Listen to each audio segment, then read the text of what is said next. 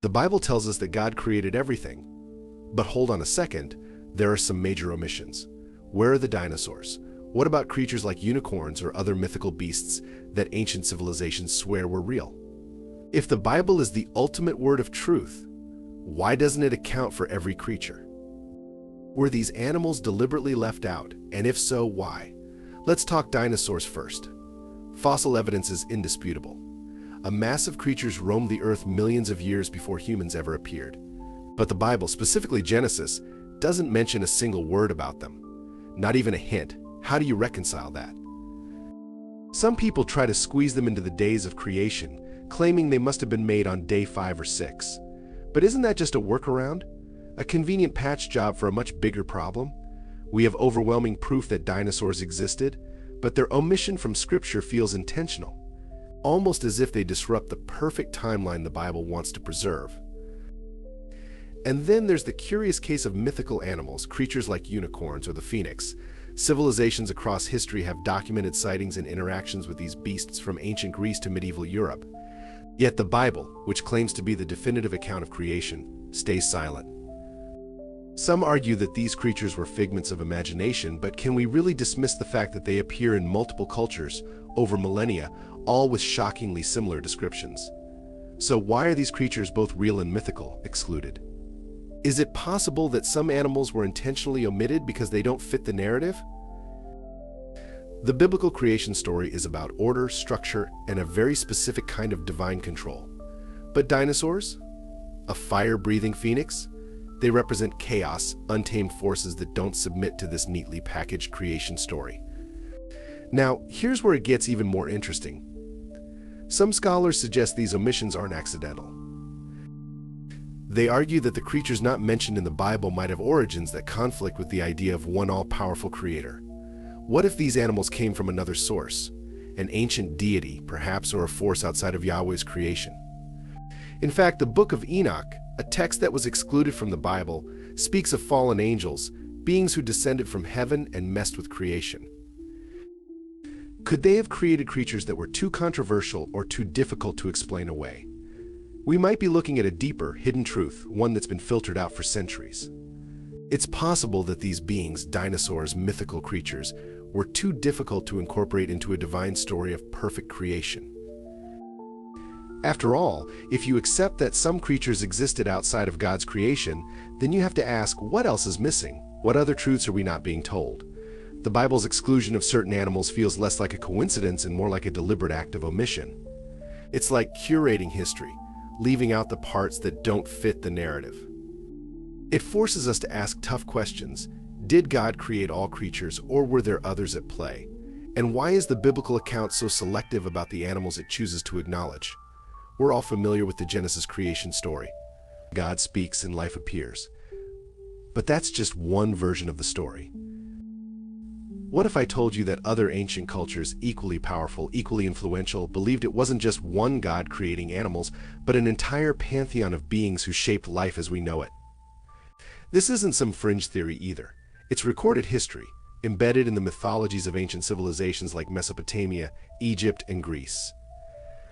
Take the Sumerians, for example, the oldest known civilization, predating the Bible by thousands of years. They believed that gods like Enki and Ninhursag were responsible for creating not just humans, but also the animals that filled the earth. Ninhursag, often referred to as the mother of all, was said to have molded creatures from clay, breathing life into them. This sounds eerily familiar, doesn't it? But in the Sumerian version, creation isn't limited to one omnipotent god. It's a collaborative process involving multiple deities, each with their own creative roles. And the Egyptians? They went even further. Their gods didn't just create animals, they were animals. Gods like Anubis with the head of a jackal, or Horus, the falcon-headed god, blur the lines between divine beings and earthly creatures. In their worldview, animals weren't lesser beings created to serve humans, they were extensions of the divine itself. What does that do to the idea that animals were just another part of God's creation intended to serve humanity? In Greek mythology, we see a similar pattern. The goddess Artemis was the protector of animals, while Poseidon, god of the sea, was believed to have created horses from sea foam. Each god had domain over specific animals, implying that the natural world was the result of divine specialization, not the product of a single creator. Here's where things get uncomfortable. What if these gods weren't just myth? What if they were real supernatural entities that had the power to create? The Bible itself acknowledges the existence of other gods in certain passages, but it always frames them as inferior or false. Yet these other ancient cultures believed their gods were just as real, just as powerful, and just as capable of creation as the God of Israel. If other cultures had their own gods who created animals, why does the Bible erase that possibility? Was it a theological power move, a way to consolidate all creative authority into one God, erasing any trace of competition? Or even more provocatively, is it possible that the Bible's creation story is just one version of a much larger, more complex narrative, one where multiple beings, both divine and supernatural, played a role in shaping the natural world? The Bible presents us with a singular, orderly creation story, but these are the myths. They're chaotic. They're messy, and they suggest that creation wasn't a neat, one-time event, but an ongoing, multifaceted process involving gods that might have had their own agendas. Animals in these stories aren't afterthoughts or servants, they're deliberate, purposeful creations, sometimes even sacred beings. What's really fascinating is how these stories challenge the very core of monotheism. If you start accepting that other gods were involved in creation, it upends the entire structure of biblical authority. It makes you question, did Yahweh really create all animals, or were some of them the product of rival gods, forgotten or erased over time? There's something strange lurking in the pages of the Bible, creatures so massive, so terrifying, they hardly seem to fit within the framework of God's peaceful, orderly creation.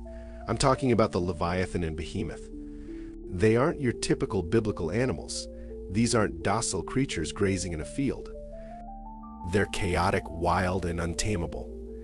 And they raise some serious questions about the origin of life and who or what was involved in creating it. The Leviathan is described in Job 41 as a sea monster, a creature with multiple heads breathing fire and smoke. It's not just big, it's beyond comprehension, something that can't be subdued by humans. In fact, Leviathan is an example of his power, but its very existence seems like a contradiction. Why would a creature of such destructive force exist in a world created by a benevolent God who seeks order? How does this monster fit into the carefully structured creation story of Genesis? Then there's the Behemoth, also mentioned in the book of Job. It's portrayed as a gigantic, land-dwelling creature, a beast so powerful it drinks up entire rivers and stands unmoved by human efforts. Some have tried to rationalize the Behemoth as an elephant or a hippopotamus, but the biblical description doesn't line up with any modern-day animal we know of. It seems to be something else entirely. Something ancient, primeval, and beyond our understanding. Here's where it gets interesting. These creatures don't just exist. They represent the forces of chaos that early civilizations believed were constantly at odds with the divine order. The Leviathan, for example, has clear parallels in other ancient myths. In Canaanite mythology, Baal, the storm god, battles Yam, the god of the chaotic sea, and his sea monsters, including one strikingly similar to the Leviathan. Other cultures, like the Babylonians, tell stories of gods fighting sea serpents that represent chaos and destruction. Could it be that the Leviathan and Behemoth are remnants of these ancient, pre-biblical stories? Stories where creation wasn't a peaceful act of God speaking life into existence, but a violent struggle between forces of order and chaos. And if these creatures are part of that older, more chaotic worldview, it raises another question. Did God create them? Or did they predate God's orderly creation in Genesis? The Bible, especially in the Old Testament, often reflects a world in which chaos was never fully subdued. The Leviathan and Behemoth are lingering reminders of that chaos, monsters that can't be tamed. Creatures that continue to challenge the notion that God's creation was ever fully under control. In fact, the book of Job never says God created the Leviathan or Behemoth. It merely describes them as existing, almost as if they've always been there. This could suggest that they are holdovers from an earlier time, maybe even predating God's creation of the world as we know it. If that's the case, then the story we've been told, that God created everything in perfect harmony, starts to look incomplete, even misleading. But here's the kicker. The Bible doesn't present God as destroying these creatures, just acknowledging their existence. It's almost as if God respects their power, letting them serve as reminders that not everything is neat and controlled, that chaos still lurks in the shadows of creation. These creatures don't just challenge the idea of a peaceful, orderly creation, they undermine it entirely. If the Leviathan and Behemoth represent the untamable, forces that still exist in the world, it means creation isn't finished.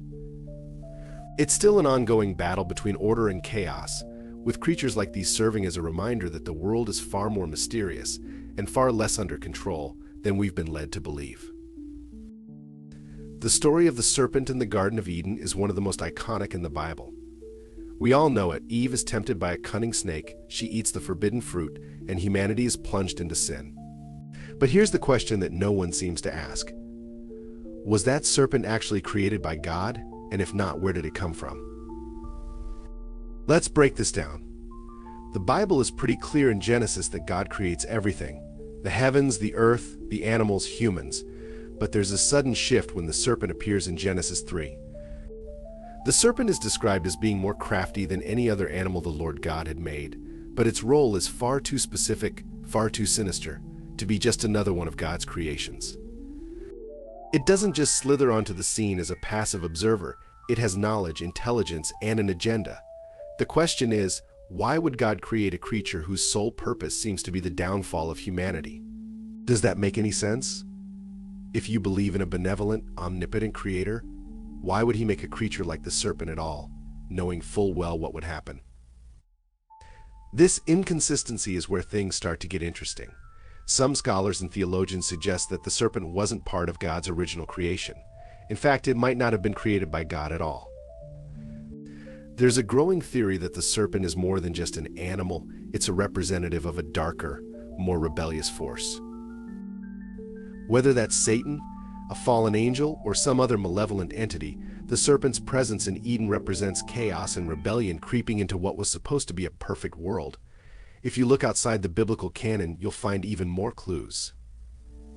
In many ancient cultures, the serpent is a symbol of wisdom, transformation, and danger. In Gnosticism, the serpent is actually seen as a liberator, offering knowledge to humanity in defiance of a tyrannical God. This isn't the story we're told in Sunday school, but it's a perspective worth considering.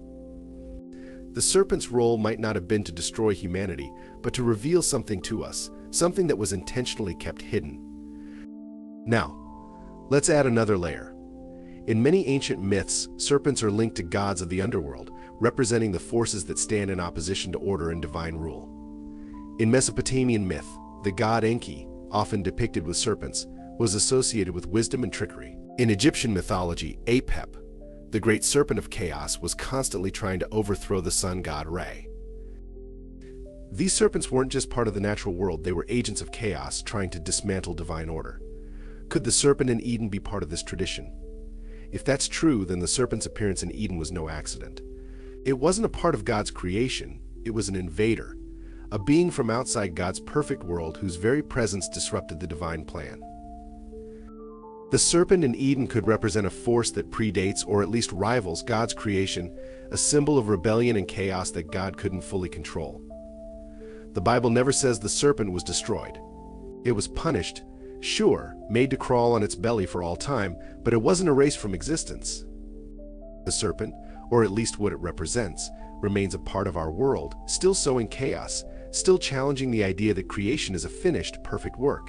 Now, if you think the Bible paints a complete picture of creation, it's about to get a whole lot more complicated. There's a story hidden in ancient texts that's been left out of most modern Bibles, the story of the Watchers. These weren't just any angels. They were a group of divine beings that descended to earth and did something unthinkable. They broke divine law and intermingled with humans. But here's the part that gets even more disturbing. They didn't just alter humanity. According to the Book of Enoch, these fallen angels corrupted the natural world too, including the animals. So what exactly happened here? The Watchers, after rebelling against God's order, began tampering with the creatures of the earth. The Book of Enoch describes how these angels taught humans forbidden knowledge, metallurgy, weaponry, sorcery, but it also hints at a much darker truth. They began manipulating animals, creating strange and unnatural hybrids that were never part of God's plan. This wasn't just about teaching humans, this was about reshaping the very fabric of creation, bending it into something chaotic, something that reflected their rebellion. The idea that not all animals were part of God's original creation opens a door to an entirely different understanding of the world around us. What if some of the creatures that roamed the ancient world, or even today, aren't part of God's blueprint? What if they were the result of the Watcher's forbidden experiments, hybrid creatures that were never meant to exist in the first place? In the Book of Enoch, it's hinted that these unnatural beings, the offspring of the Watcher's interference, were so grotesque, so dangerous, that God had to intervene and destroy them with the Great Flood. And yet, even after the flood, remnants of these corrupted beings may have survived. If the Watchers had the power to manipulate animals, who's to say that their influence didn't persist? Are there creatures in our world today, perhaps ones that don't seem to fit within the natural order, that trace their origins back to this ancient interference? This story flips the entire narrative of creation on its head. It introduces the idea that the natural world isn't entirely natural. Instead, it suggests that some animals, those not mentioned in the Bible, might be the product of a dark, rebellious force that tried to reshape creation for its own purposes.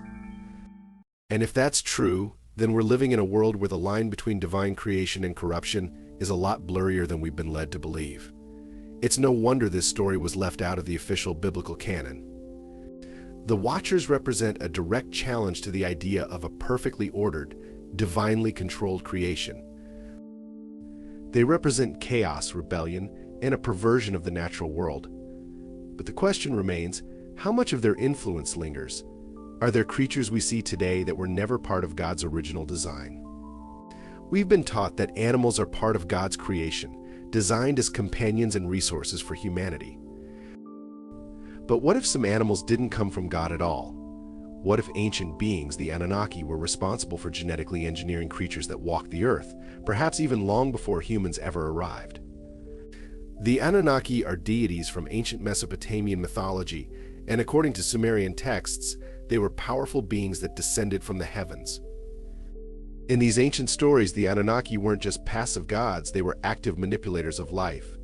Some interpretations suggest that the Anunnaki didn't just influence humanity, but tampered with the natural world, including the animals.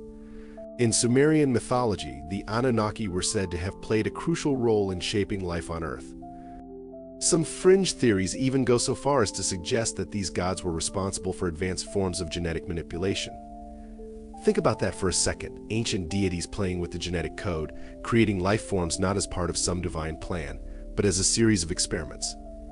It sounds like science fiction, but if you dig into the myths, it's not that far-fetched. Take the Epic of Gilgamesh, for example. This ancient text talks about hybrid beings, part human and part animal creatures, roaming the earth. These weren't the products of natural evolution. Could these hybrids have been the result of the Anunnaki's genetic experiments?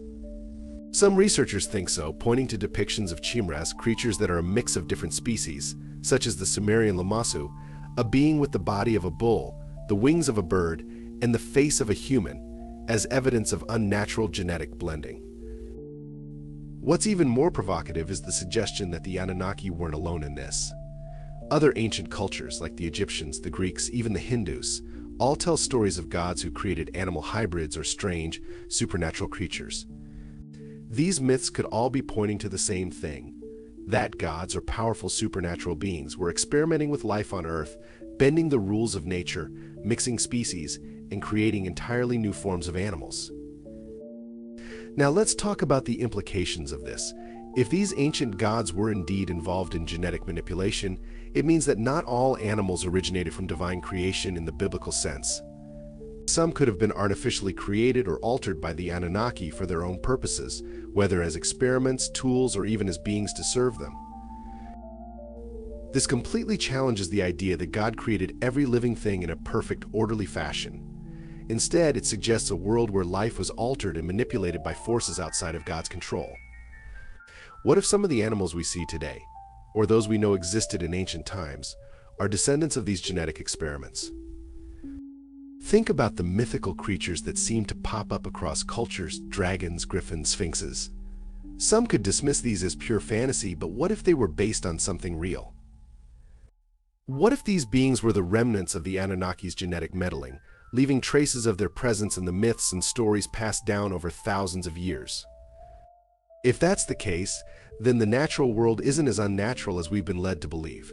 It's a complex, manipulated system where divine creation and genetic engineering intersect. The Anunnaki could have played a key role in shaping the animal kingdom, possibly even creating creatures that weren't meant to exist according to the laws of nature as we understand them. And if they did, what else is lurking in our history that challenges the biblical story of creation? We've heard the story of the Nephilim, the offspring of fallen angels and human women, giants that once roamed the earth, beings that existed outside the natural order. But what if their influence didn't stop with humans? What if these beings, these rebellious hybrids, also tampered with the animal kingdom, creating creatures that were never meant to exist? Ancient texts, especially those outside the biblical canon, hint at something far more unsettling. In the Book of Jubilees and other non-canonical works, there are references to the Nephilim corrupting the animals of the earth. But what does that mean, exactly? It suggests that these beings, already outside the bounds of divine order, went further and began creating unnatural hybrids, part human, part animal, and possibly even part divine. Creatures that blur the lines between man, beast, and God. Think about the stories from ancient cultures that speak of these hybrid beings. The centaurs of Greek mythology, half man, half horse, and half human. The Minotaur, locked in the labyrinth, a creature with the body of a man and the head of a bull. Even the Sphinx in Egypt, a lion with a human face, guarding the mysteries of the pyramids.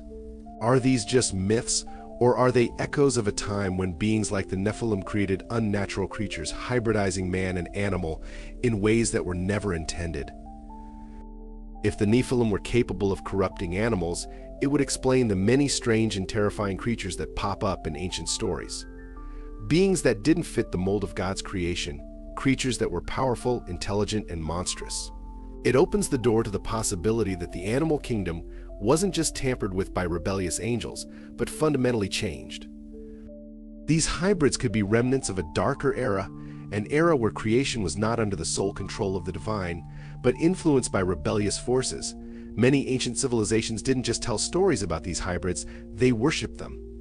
The gods and creatures they revered often had animal forms or hybrid features, half-man, half-animal beings that were seen as divine.